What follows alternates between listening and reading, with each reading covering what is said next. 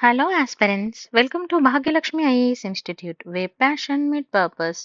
So, today we are going to discuss about the day 11 answer. మరి day 11 వచ్చేసి Telugu and English both లాంగ్వేజెస్లో మనం discuss చేస్తామండి. So the first question is what? First of all ఎప్పుడైనా answer writing రాసేటప్పుడు మనకి keywords అనేది మనం చూసుకోవాలి. ఓకే, ఇక్కడ క్వశ్చన్ వచ్చేసి డిస్క్రైబ్ అన్నారు, అంటే దాని గురించి మనం డీటెయిల్గా రాయాల్సి ఉంటుంది. సో నేను కీవర్డ్స్ కూడా అప్లోడ్ చేస్తాను. సో ఇక్కడ చూడండి, describe the Velamas of Rachakondas inter state relations, వాళ్ళ యొక్క ఇంటర్ స్టేట్ రిలేషన్స్ గురించి అడుగుతున్నారు. సో ఇక్కడ మెయిన్ కీటం ఏంది, ఇక్కడ వెలమాస్ ఆఫ్ రాచకొండ అనేది కూడా ఒక కీటము.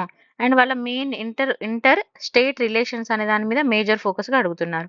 So these three are the very important. And after that focusing on the alliances and conflict with the neighbouring regions, అంటే వాళ్ళకి పొరుగు ప్రాంతాలతో ఉన్న పొత్తులు కానీ వివాదాలను కానీ ఇక్కడ ఏమున్నాయని అడుగుతున్నారు. సో సేమ్ క్వశ్చన్ తెలుగు చూడండి, రాచకొండ అంతర్రాష్ట్ర సంబంధాలలో విలమాలను గురించి వివరించమన్నాడు. పొరుగు ప్రాంతాలతో వారి యొక్క పొత్తులు మరియు వివాదాలపైన దృష్టి సారిస్తుంది అని ఏ విధంగా చెప్తున్నారని అడుగుతున్నారు. ఓకేనా? సో ఇక్కడ మరి క్వశ్చన్ చూద్దాం. ఫస్ట్ మనం వచ్చినప్పుడు ఇంట్రడక్షన్ లో ఏం రాసుకోవాలి?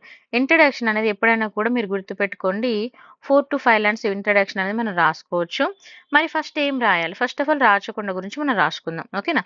సో యాక్చువల్గా ఇలా పెట్టొద్దు, నేను జస్ట్ మీ అండర్స్టాండింగ్ కోసం పెట్టాను. ఇది ఒక పారాగ్రాఫ్ లాగానే రాయండి. ఇంట్రో బాడీ పార్ట్ లో మనం ఇలా రాయాలి కానీ ఇంట్రడక్షన్ లో రాయకూడదు. ఓకేనా? So first, the Velamas of Rachakonda were the prominent ruling dynasty in medieval Telangana. So వీళ్ళు ఎప్పటికి సంబంధించిన వాళ్ళు అనేది మనం రాసుకోవాలి. అంటే మిడవల్ తెలంగాణలో వీళ్ళు ప్రామినెంట్ డైనాసిటీ అని మనము చెప్పొచ్చు. And after decline of Kakatiyas, మరి వీళ్ళు ఎప్పుడు వచ్చారు అని అంటే కాకతీయ వంశం అనేది డిక్లైన్ అయిన తర్వాత మనకి Recharla Padmanayaka establish the independent kingdom ని ఎస్టాబ్లిష్ చేయడం జరిగింది. Present day Nalgonda, Mahbubnagar. And this rule lasted for the more than 1.5 century. అంటే ఎన్ని రోజులు ఉంది అనేది కూడా మనం ఇక్కడ రాసుకుంటున్నాం. And Rachakonda Devarakonda serving as there, అంటే వాళ్ళ క్యాపిటల్ ఏముంది, అండ్ దేవర్ నోన్ యాజ్ ఏమంటాం వీళ్ళని, Padmanayakas. And derived from the below of the, ఎవరిని నమ్మేవారండి, లార్డ్ కృష్ణ. సో ఇప్పుడు చూడండి, ఇంట్రో అనేది మీకు ఒక కంక్లూజన్ గా ఓవరాల్ ఇన్ఫర్మేషన్ వచ్చిందా? ఇక్కడ ఏమన్నా అంటే మనం ఎప్పుడైనా ఇంట్రడక్షన్ అనేది మనం ఏం రాయబోతున్నాము అని ఆన్సర్ యొక్క ఓవర్ వ్యూ పాయింట్ ఆఫ్ వ్యూలో రాస్తాం. సో ఇప్పుడు మనం ఇక్కడ రాసాము, ఇంట్రడక్షన్ లో ఏం రాసాము, వెలమ ఆఫ్ రాచకొండ వీళ్ళు ఎవరు అనేది, ఎక్కడికి చెందిన వాళ్ళు అనేది రాసాము. తర్వాత ఎవరి తర్వాత వీళ్ళు వచ్చారని రాసాము. తర్వాత ఇండిపెండెంట్ గా ఏ విధంగా ఏర్పాటు, ఎక్కడ పరిపాలించారు, అండ్ వాళ్ళు ఎన్ని సంవత్సరాలు పరిపాలించారు, వాళ్ళ యొక్క క్యాపిటల్ ఏంది, అండ్ వాళ్ళని ఏమంటారు, వాళ్ళు ఏ దేవుని పూజించారు. అంటే ఇక్కడ ఓవర్వ్యూగా మీకు వచ్చిందా లేదా? సో ఈ విధంగా ఇంట్రడక్షన్ రాసుకోవాలి. Even in case Telugu medium వాళ్ళకు కూడా నేను ఇక్కడ ఇచ్చానండి. సో తెలుగు మీడియం వాళ్ళు తీసుకుంటే మనకి ఇక్కడ చూడండి, I explain in both language. Rachakonda వెలుమలో మధ్యయుగ తెలంగాణలోని ప్రముఖ రాజవంశం. సో ఇది గుర్తుపెట్టుకోండి, ఇంట్రడక్షన్ లో ఈ పాయింట్స్ పెట్టద్దు, జస్ట్ మీ అండర్స్టాండింగ్ కోసం పెట్టాను. అండ్ మరి వీళ్ళు ఎప్పుడు వచ్చారంటే కాకతీయులు పతనం తర్వాత రేచర్ల, మన ఇప్పుడు ప్రస్తుతం ఉన్న నల్గొండ ఉంది కదా, నల్గొండ మరియు మహబూబ్ నగర్ ప్రాంతాల్లో పద్మనాయకులు తమ స్వతంత్ర రాజ్యాన్ని స్థాపించారు. తర్వాత వారి పాలన 1.5 శతాబ్దాలకు పైగా కొనసాగింది. అండ్ రాచకొండ మరియు దేవరకొండ వారి రాజధానిగా పనిచేసింది. ఓకేనా? పద్మనాయకులను వీళ్ళని పిలుస్తారు. ఈ పేరు విష్ణు పాదాల నుండి జన్మించిన దని వారు నమ్మకం. సో ఈ విధంగా మనం ఇంట్రో రాసుకున్నాం. ఓకేనా? నెక్స్ట్, అంతర్రాష్ట్ర సంబంధాలు. సో అంతర్రాష్ట్ర సంబంధాలను ఏమంటాం మనం? ఇంగ్లీష్ లో వచ్చేసి ఇంటర్ స్టేట్ రిలేషన్స్ అంటాం. మరి ఇక్కడ చూడండి, the Velama of Rachakonda and Devarakonda. ఇప్పుడు వీళ్ళ యొక్క అంతరాష్ట్ర సంబంధాలు ఏ విధంగా ఉంటే చూద్దాం. Velama of Rachakonda and Devarakonda emerged as a significant regional power. ఇక్కడ ఒక ఇంపార్టెంట్ రీజనల్ పవర్ గా రావడం జరిగింది. అండ్ మరి వీళ్ళు ఏ ఏరియాని రూల్ చేశారు అంటే, ruling the entire Telangana reason for over a century and half. ఒక సెంచరీ వరకు కూడా వీళ్ళు, 1.5 century అండ్ హాఫ్ వరకు కూడా వీళ్ళు దీన్ని రూల్ చేయడం జరిగింది. And there Kingdom was strategically located, aimed and powerful neighbouring and necessary to the dynamic and shifting approaches to the alliances and conflict. అయితే ఇక్కడ ఏమైందంటే వాళ్ళ యొక్క నైబర్ కంట్రీస్ ఉంటారు కదా, సో మరి వీళ్ళు ఏర్పడిన లొకేషన్ కూడా చాలా స్ట్రాటజికల్ లొకేషన్, చాలా పవర్ఫుల్ నైబర్స్ అనేది వీళ్ళకి ఉండడం జరిగింది. సో అప్పుడు మరి పవర్ఫుల్ నైబర్స్ పక్కన ఉన్నప్పుడు మనం ప్రొటెక్షన్ అనేది చేసుకోవాలా లేదా? ప్రొటెక్షన్ ఉండాలి, అట్ ద సేమ్ టైం మంచి సంబంధాలు కూడా ఉండాలి. ఓకే, సో, మరి ఈ విధంగా తెలుగు మీడియంలో తీసుకుంటే కూడా చూసుకోండి. రాచకొండ మరియు దేవరకొండ వెలుమలో ఒక ముఖ్యమైన ప్రాంతీయ శక్తిగా అవతరించాయి. అండ్ మొత్తం తెలంగాణ ప్రాంతాన్ని 1.5 శతాబ్దం పాటు పరిపాలించారు. అండ్ పొరుగువారి మధ్య ఉంది. అయితే వీళ్ళు ఆహ్, మన పక్క దేశాలుంటాయి గదా! మరి వాళ్ళతోటి పొత్తులు గాని, విభేదాలు గాని ఇక్కడ వాళ్ళు ఏర్పాటు చేసుకోవడం జరిగింది. సో, నేనైతే నాకు సాధ్యమైనంత వరకి తెలుగులో ఇస్తున్నానండి. దీనిలో మిస్టేక్స్ ఉంటే మళ్ళీ మేడం మిస్టేక్ పెట్టారు అని పెట్టకుండా, ఆ మిస్టేక్‌ని ఎలా చేస్తే రైట్ అయిద్దనేది పెట్టండి. I accepted. ఓకేనా? ఎందుకనంటే నేను కూడా వర్క్ చేస్తున్నాను. సో, అది నేను కూడా నేర్చుకుంటాను. నేర్చుకోవడం ఎప్పటికి తప్పు గాదు గాబట్టి, ఏదైనా ఉంటే మేడం దీన్ని ఇలా రాయొచ్చు ఈ పదాన్ని అని ఉంటే చెప్పండి రాద్దాం. ఓకేనా? నెక్స్ట్. సో, ఇదొకటి. అండ్ ఆఫ్టర్ థట్ నెక్స్ట్ ఏంటి ఇంపార్టెంట్ అంటే రిలేషన్స్ విత్ ద బహమానిస్ గుల్బర్గా.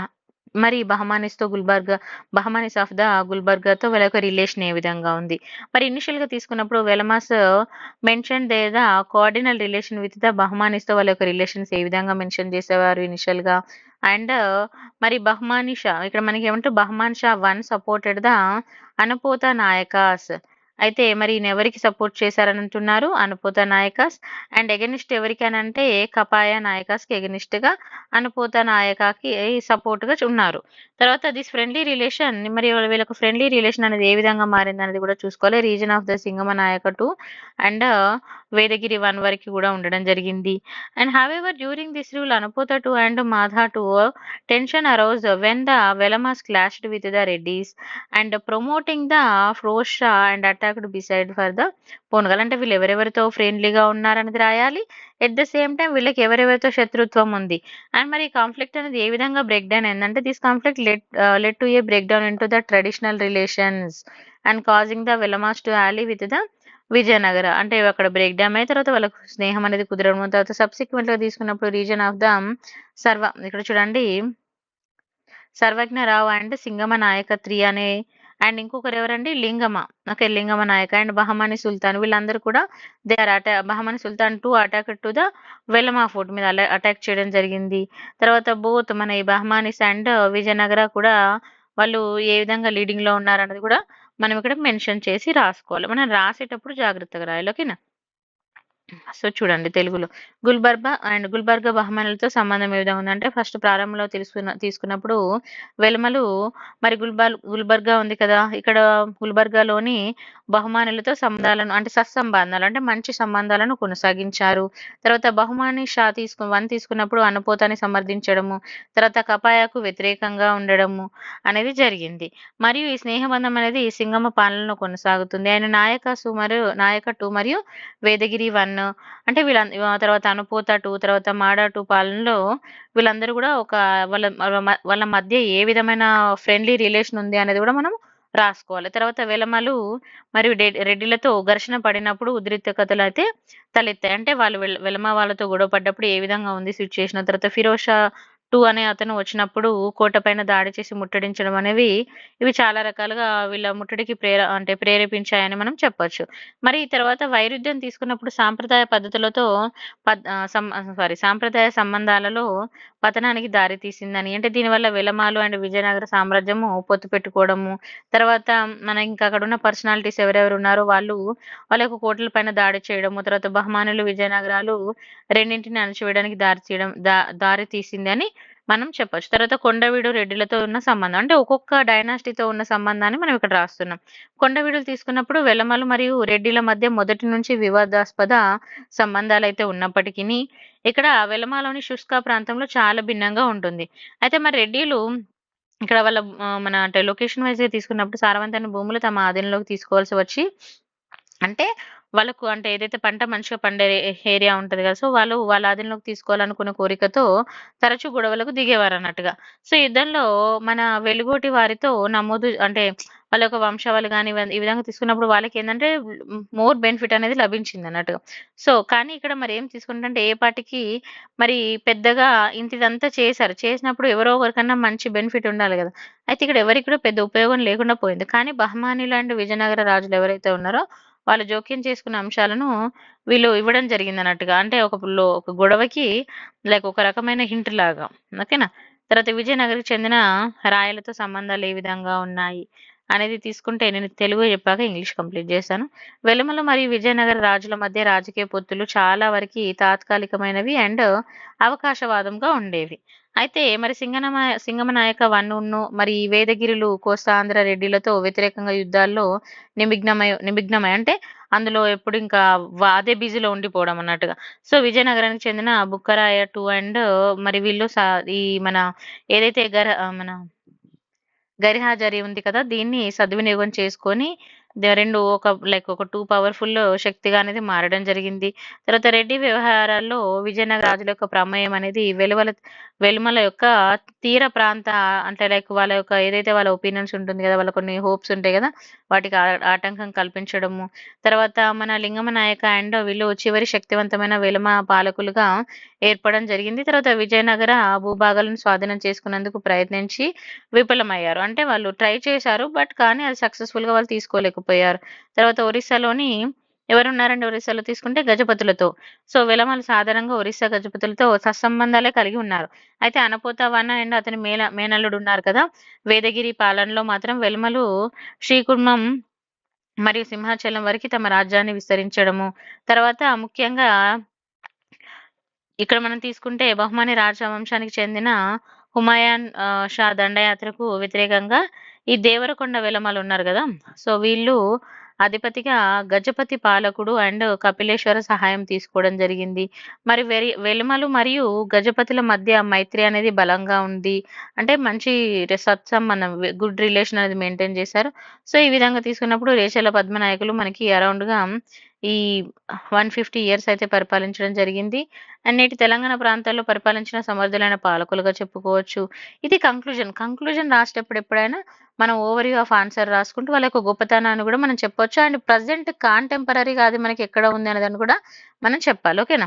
మరి వారి పరిపాలన తీసుకున్నప్పుడు సామాజిక, ఆర్థిక అభివృద్ధి మరి మత సామరస్యం కానీ, తర్వాత ఇది ఏ విధంగా గుర్తించబడింది? తెలంగాణ మధ్యయుగ చరిత్రలో ఒక ప్రముఖ మన అధ్యాయంగా ఇది ఏ విధంగా ఉంది అనేదాన్ని, తర్వాత పొరుగు రాజ్యాలతో వారి పోరాటాలు ఏ విధంగా ఉన్నాయి?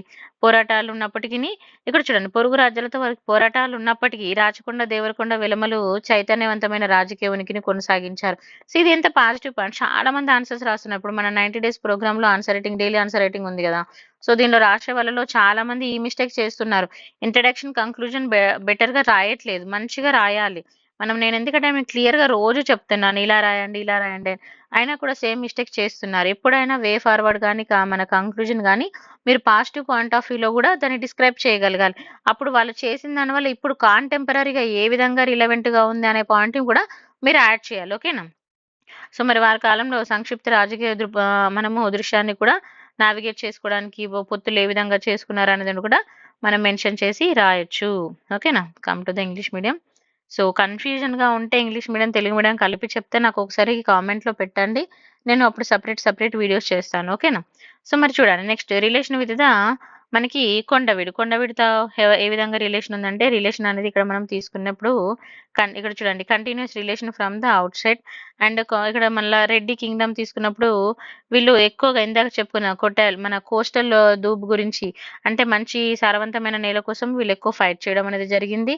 తర్వాత మరి కంట్రోల్ ఆఫ్ ఫెర్టైల్ ల్యాండ్ అనేది రెడ్డి వీళ్ళ యొక్క మెయిన్ డిజైర్ అన్నట్టుగా. ఏదైతే ఫెర్టైల్ ల్యాండ్ ఉంటుంది గదా! దాన్ని మొత్తం ఆక్యుపై చేసుకోవాలన్న ఉద్దేశ్యంతోటి ఎక్కువ యుద్ధాలకు వెళ్ళడం అనేది జరిగేది. ఓకేనా? సో, ఇందాక నేను తెలుగులో చెప్పాను. Next relation with the Royce of the Vijayanagara. Vijayanagara వాళ్ళు తీసుకున్నప్పుడు ఇక్కడ విలమస్‌కి వీళ్ళకైతే లార్జ్‌లీ టెంపరరీ ఇక్కడ ఆపర్చునిటీస్ అంటే వీళ్ళ యొక్క రిలేషన్ అనేది ఏ విధంగా ఉంది అనేది మనం ఫస్ట్ రాసుకొని, ఆ తర్వాత ఇప్పుడు సింగమనాయక వన్ ఇంకా వీళ్ళు ఎవరెవరు ఉన్నారు, వీళ్ళు యుద్ధాల్లో ఏ విధంగా పాల్గొన్నారు అనేది ఒకటి రాసుకోవాలి. తర్వాత విజయనగర రాజులకి ఇది ఏ విధంగా అడ్వాంటేజ్‌గా మారింది అనేదాన్ని రాసుకొని తర్వాత మరి ఎవరైతే పనుగలు ఫోర్ట్‌వి ఈ రివైవల్ ఏమున్నాయి, తర్వాత మరి ఎవరు స్ట్రాంగ్ పవర్‌గా మారారనే దాన్ని రాసుకోవాలి. నెక్స్ట్ నేను ఇది ఆల్రెడీ పీడీఎఫ్ కూడా మీకు పంపిస్తున్నాను. జస్ట్ మీ అండర్‌స్టాండింగ్ కోసం నేను ఎక్స్‌ప్లెయిన్ చేస్తున్నాను. సో, ఎప్పుడైనా గూడా మనము బాడీ పార్ట్ చూడండి బాడీ పార్ట్ రాసేటప్పుడు ఎలా రాస్తున్నాం, ఇంట్రడక్షన్ ఇలా రాసాము. బాడీ పార్ట్‌లో క్లియర్‌గా మనం హెడ్డింగ్స్ పెట్టుకొని రాస్తున్నాం. సో, ఈ విధంగా మీరు హెడ్డింగ్స్ తోటి క్లియర్‌గా మీ పెర్ఫార్మన్స్ చూపించండి. ప్రెజెంటేషన్ స్కిల్స్ అనేది very very important for mains answer writing. Me answer అనేది నీట్‌గా ఉండాలన్నప్పుడు ఇప్పుడు ఇది బాడీ పార్ట్ అనుకోండి. ఇది హెడ్డింగ్. ఓకేనా? నెక్స్ట్ హెడ్డింగ్ తర్వాత ఇక్కడ కింద సబ్ హెడ్డింగ్. సబ్ హెడ్డింగ్ అనేది మళ్ళీ ఇక్కడ రావద్దండి, చాలా మంది చేస్తుంది, ఇది రాంగ్. ఇది సబ్ హెడ్డింగ్ తర్వాత సెంటెన్స్ ఇక్కడ, అప్పుడు ప్రజెంటేషన్ అనేది నీట్గా కనబడుతుంది. ఓకేనా. Next relation with the Gajapati Orissa తోటి రిలేషన్ ఏ విధంగా ఉంది సో ఒకసారి చూసుకోండి. మరి ఇక్కడ రిలేషన్ తీసుకున్నప్పుడు వీళ్ళకైతే మంచి రిలేషనే ఉండేది, బట్ ఉన్నప్పటికీ కూడా మళ్ళీ వీళ్ళందరూ అంటే లైక్ ఒక పవర్ఫుల్ శక్తిగా ఉండేవాళ్ళు కాబట్టి సో ఖచ్చితంగా ఫైట్ అయితే చేయాల్సి వచ్చేది. నేను తెలుగులో ఎక్స్ప్లెయిన్ చేశాను, జస్ట్ ఇంగ్లీష్లో చదువుకోండి, రీడ్ చేసుకోండి ఇంగ్లీష్ మీడియం వాళ్ళు. నెక్స్ట్ కంక్లూజన్ తీసుకున్నప్పుడు రేషాల పద్మనాయక స్వర్ధ వీళ్ళ యొక్క కంక్లూజన్ రాసేటప్పుడు ఎప్పుడైనా కూడా మనం వాళ్ళ యొక్క సమర్థాన్ని వాళ్ళను మంచిగా సపోర్ట్ చేసుకుంటూ and at the same time ఇప్పుడు అక్కడ మంచి జరిగినప్పుడు మనం సపోర్ట్ చేస్తూ మంచిగా చూపించాలి. ఒకవేళ అక్కడ మంచి జరగలేదు, డెవలప్ అవ్వలేదు అన్నప్పుడు అది డెవలప్ ఏ విధంగా అవ్వలేదు అనేదాన్ని మనం నెగిటివ్ పాయింట్లో చూపించద్దు. చెడు అంటే ఇప్పుడు ఏదైనా మనం ఇప్పుడు ఎదుటి వాళ్ళని తిట్టినా కూడా అది మనం తెలియకుండా ఇండైరెక్ట్గా తిట్టాలన్నట్టుగా సో మనం ఇండైరెక్ట్గా నెగిటివ్ పాయింట్స్ చూపించొద్దు. ఓకేనా. డైరెక్ట్గా మనం నెగిటివ్ పాయింట్స్ చూపించొద్దు ఎప్పుడైనా, దాన్ని మనం చూపించే విధానం డిఫరెన్స్‌గా ఉండాలి. ఓకేనా. సో మరి రేచర్ల పద్మనాయక తీసుకున్నప్పుడు capable rural who are governed most part of the present day Telangana 150 years and the administration marked by the social economic development religious harmony అంటే అడ్మినిస్ట్రేషన్ కూడా చాలా బాగుండేదని చెప్తున్నారు. లిటరసీ వర్క్ ఇవన్నీ ఉంది. తర్వాత despite the struggle with the neighbour kingdoms ఇదంతా రెండు చూడండి పాజిటివ్ పాయింట్స్ ఉన్నాయి. మరి ఇక్కడ ఏమైంది, నైబర్ కింగ్డమ్స్ తోటి గొడవలు ఉండడం వల్ల ఇది ఒక మెయిన్ నెగిటివ్గా మారింది. పొలిటికల్ ప్రివెన్సెస్ అనేది వీళ్ళకి తక్కువగా ఉంది. సో దానివల్ల వీళ్ళు అంటే తరతర మెల్లమెల్లగా అంతరించిపోవడం అనేది జరిగింది. ఓకేనా. సో ఇది తెలుగు ఇంగ్లీష్ అండి. ఈ రిమైనింగ్ వచ్చేసి ఓన్లీ పెయిడ్ వాళ్ళకండి. నేను డైలీ 1 అయితే ఫ్రీగా ఇస్తున్నాను. సో ఇవన్నీ మన పెయిడ్ ఆన్సర్ వాళ్ళకి తెలుగు ఇంగ్లీష్ ఉంటుంది. So thank you so much for watching. మీకు ఈ వీడియో నచ్చితే లైక్, షేర్ అండ్ సబ్స్క్రైబ్ చేయండి. ఒకవేళ మీరు కనుక మన 90 డేస్ ప్రోగ్రాంలో జాయిన్ అవ్వాలి అనుకుంటే నేను ఆల్రెడీ చెప్పాను, మనకి డైలీ 3 క్వశ్చన్స్ ఇస్తామండి. So daily 3 questions with evolution ఉంటుంది, విత్ మోడల్ కాపీ కూడా ఉంటుంది అండ్ డైరెక్ట్ ఇంటరాక్షన్ ఉంటుంది నాతోటే. అండ్ మీకు ఏదైనా డౌట్స్ ఉన్నా మీరు క్లారిఫై చేసుకోవచ్చు. అండ్ డైలీ 3 క్వశ్చన్స్తో పాటు ఎవ్రీ సబ్జెక్ట్ తర్వాత ఫుల్ టెస్ట్ ఉంటుంది. అండ్ ఇది కాక లాస్ట్కి ప్రతి పేపర్ పైన కూడా మీకు ఫైనల్ ఎగ్జామ్ లాగా ఫుల్ టెస్ట్ అయితే ఉంటుందండి. మీకు చాలా క్వశ్చన్స్ కూడా కవర్ అవుతాయి. I hope it's useful to you and thank you so much for watching. నా కాంటాక్ట్ కావాలి అని అనుకుంటే మీరు 9618273181కి కాంటాక్ట్ అవ్వచ్చు. This is our contact number. Thank you so much for watching.